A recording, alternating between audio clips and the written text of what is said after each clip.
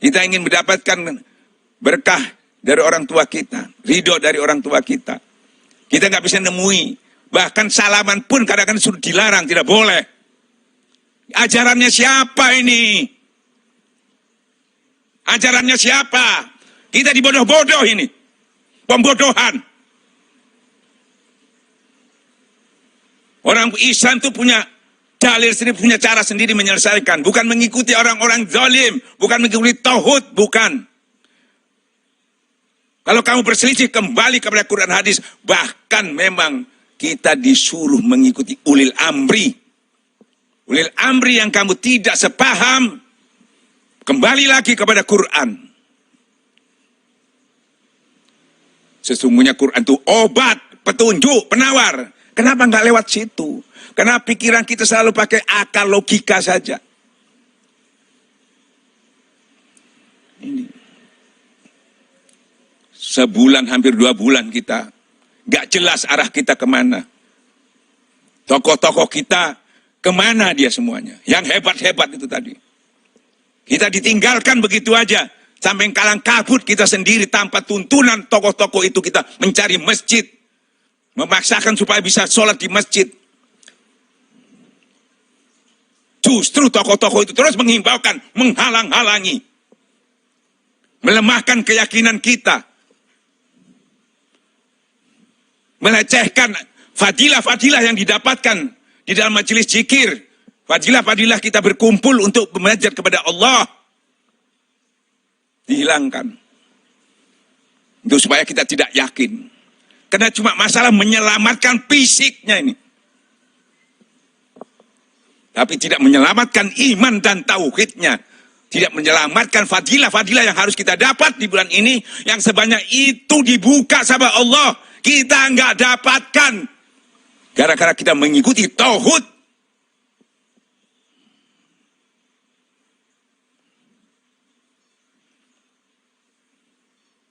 Saya tidak berbicara dengan tauhid, dengan orang-orang pengikut tauhid.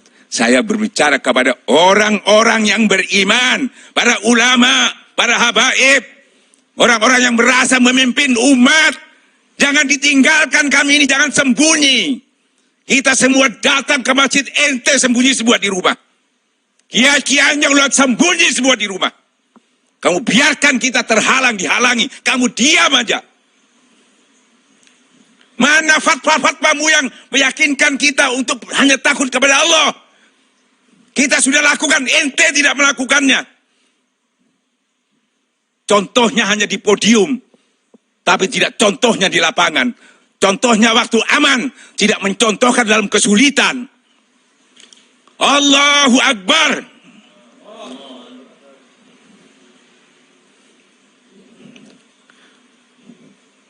Buktinya mana? Hasil daripada yang dilakukan selama ini. Allah itu maha tahu. Kemana kamu larinya selama ada kena musibah? Padahal perintahnya sudah kita tahu semua. Sesungguhnya orang-orang beriman itu kalau kena musibah, dia inna lillahi wa inna ilaihi raji'un. Kembali kepada Allah.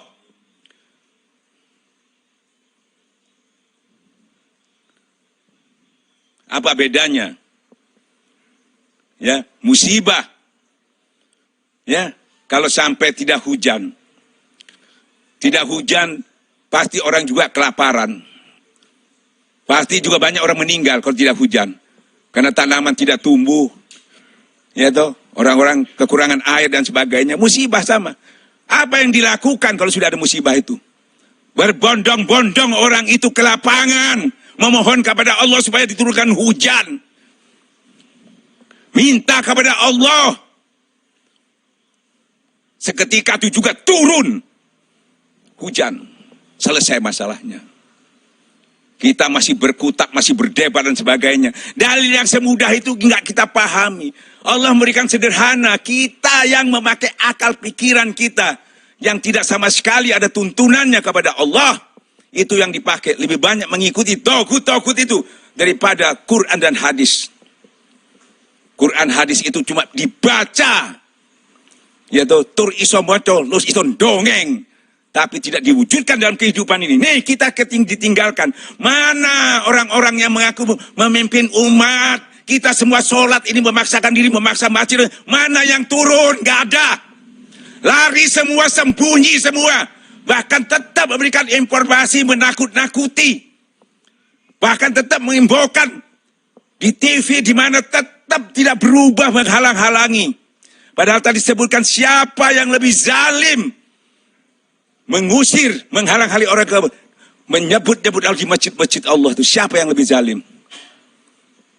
Masya Allah, Masya Allah. Kita cukup sudah waktunya sabar ini. Kita menjerit kepada Allah, mudah-mudahan orang-orang pemimpin-pemimpin yang kita harapkan itu tadi bisa terbuka hatinya, kembali kepada Allah. Kembali kepada Allah, kembali kepada Allah. Jangan sampai jadi ulama su. Ya, jangan sampai jadi ulama su yang takut. Hubud dunia, takut mati. Takut mati karirnya, takut mati kena corona. Gitu. Masya Allah. Para ikhwan yang dimuliakan Allah. Masya Allah, kita mengharapkan orang-orang itu menjadi tuntunan kita. Ternyata kita ditinggalkan. Karena kita dibiarkan. Bahkan dinilai kita itu melakukan itu dikatakan sombong kita. Dikatakan orogan. Dinilai, ditafsirkan begitu. Masya Allah. Ya Allah, ya Rabbi, ya Masya Allah. Tuh, nggak malu kita. Di desa-desa, semua orang ke masjid. Nggak boleh di masjid, di lapangan. Di Jakarta, semua orang memaksakan. Nggak malu tokoh-tokoh itu. Sudah mengalir nggak didengar itu. Yang didengar Allah. Seharusnya malu itu. Orang-orang yang kelihatannya ilmunya sedikit, tapi dia berani mempertaruhkan, katakanlah, jiwanya untuk mendapatkan yang lebih besar daripada mudarat yang diberikan oleh corona itu tadi. Dia lebih berani.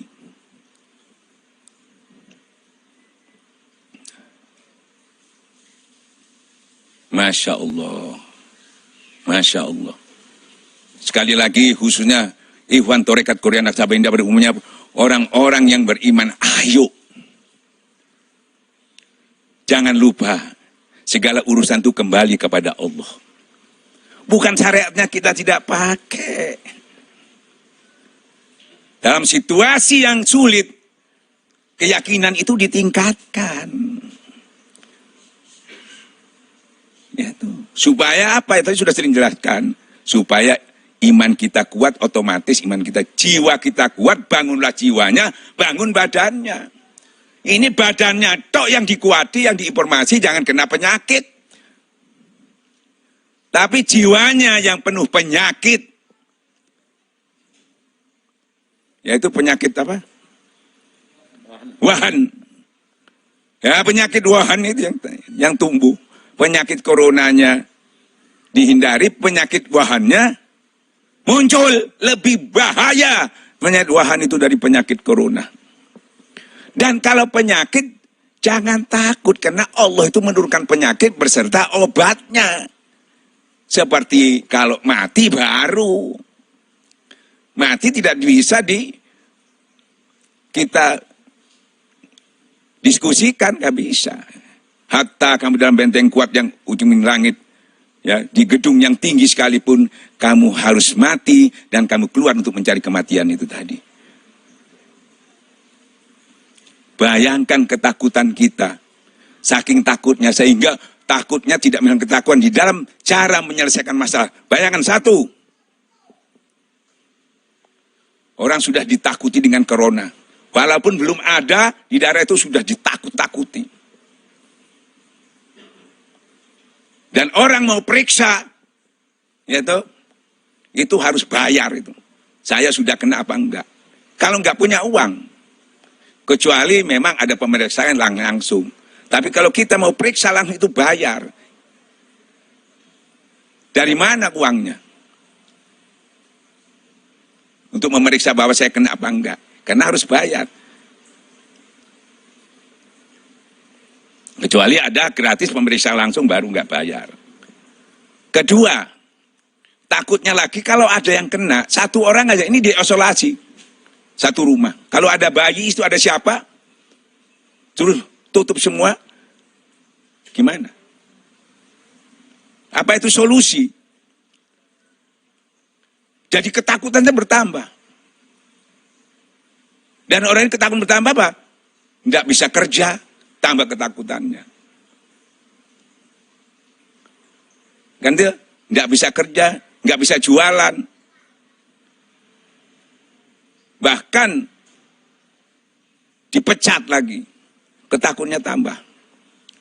Terus mati juga, dia takut karena cara matinya dikubur itu tidak boleh dijenguk, tidak boleh didoakan, langsung dibawa dikubur di tempat tersendiri. Ya tambah takut lagi kan. Jadi semua yang dilakukan menakutkan semua. Karena tidak bersandar kepada Allah. Tolong ulama-ulama dibantu pemerintah ini diberikan keyakinan agama, diberikan solusi lewat agama. Supaya agama yang dijanjikan oleh Allah itu yang beri petunjuk. Dalam langkah-langkah kita ke depan, kalau kita kembali kepada Allah, Allah akan beri petunjuk dan anugerah. Supaya tidak ngawur.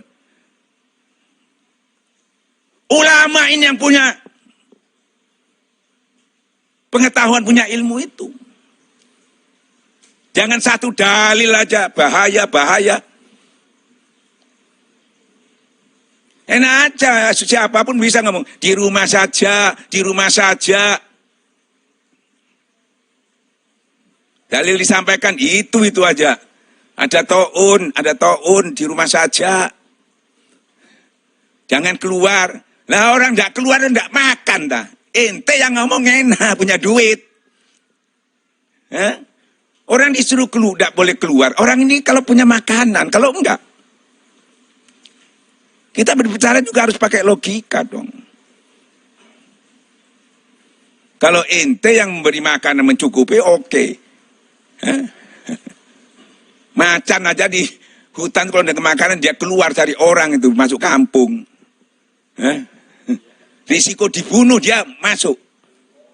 Ular apa itu binatang keluar, risiko dibunuh dia tetap karena kelaparan. Apalagi manusia yang punya otak ini, punya akal. Tolong para ulama ini yang menentukan nih keselamatan, karena ulama termasuk mendapatkan amanah dari Allah Subhanahu wa taala. Seperti halnya Rasulullah menyampaikan umati. Maksudnya mengingatkan ulama yang mempunyai fasilitas itu. Termasuk Departemen Agama, termasuk Majelis Ulama. Itu mendapatkan amanah yang khusus sebetulnya karena dia punya otoritas. Umatku. Ya toh. Nah ini umatnya keleleran ini. Mau sholat bingung. Ya toh. Kehilangan induknya. Tapi alhamdulillah masih ada iman berarti karena dia berani terus-menerus melaksanakan sholat di masjid, alhamdulillah. Bahkan sholat tarawih dan sholat id banyak terlaksana, alhamdulillah. Ya tuh. Insya Allah, ini dilihat, disaksikan sama Allah. Ya tuh. Saya kira begitu, mohon maaf, khususnya kepada para pemegang negara ini, khususnya para ulama, bukan kita ini ingin melecehkan sampean semuanya, tapi kita karena merasakan bahwa sampean yang punya kuasa, ya toh, secara negara itu pemerintah, secara keyakinan, secara agama itu ulama.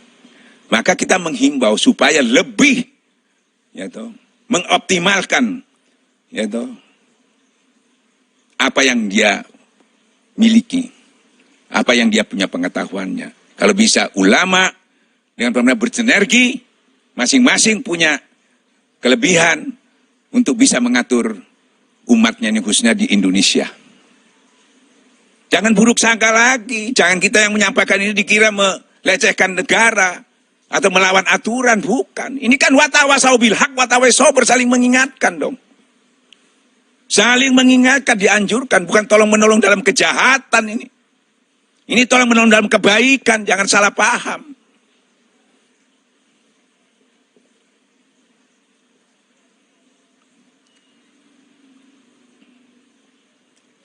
Gak kasihan sekarang. Anak-anak kita jadi bodoh semua, gak ada yang sekolah. Di rumah katanya, di rumah. Mana keluyuran semua itu? Malah ditangkap di Satpol PP, masuk ke mall, main game, main apa dan sebagainya. Nggak bisa. Giring semua tokoh-tokoh kita nih. Tokoh-tokoh yang biasa mengumpulkan umat. Biasanya kan tokoh-tokoh ini mengumpulkan umat. Para ulama biasanya bisa mengumpulkan umat itu. Bahkan pejabat-pejabat itu banyak memanfaatkan habaib pak kiai-kiai untuk minta tolong didoakan. Untuk mensukseskan dirinya menjadi pejabat, untuk mensukseskan bagaimana negara ini supaya aman, tentram. Boleh, bagus. Kenapa ini tidak? Balik sekarang ulama datang ke pemerintahan. Sampaikan juga keinginan kita untuk menyelamatkan umat ini. Yang kita tahu dan kita yakini tidak ada yang bisa menyelamatkan kecuali Allah. Kalau kita tidak full kembali kepada Allah. Tidak bisa. Semuanya ada di tangan Allah. Itu. Pasti. Itu. Para umaro akan bisa mengabulkannya. Karena dia juga banyak nggak ngerti, mungkin nggak tahu karena dia bukan ulama. Nah, diberi pengertian, jangan diikuti kalau salah. Jangan diikuti kalau lemah, kalau jangan diikuti kalau mudorot.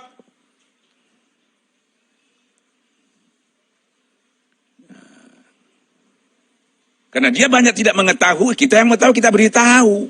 Bukan kita mengikuti.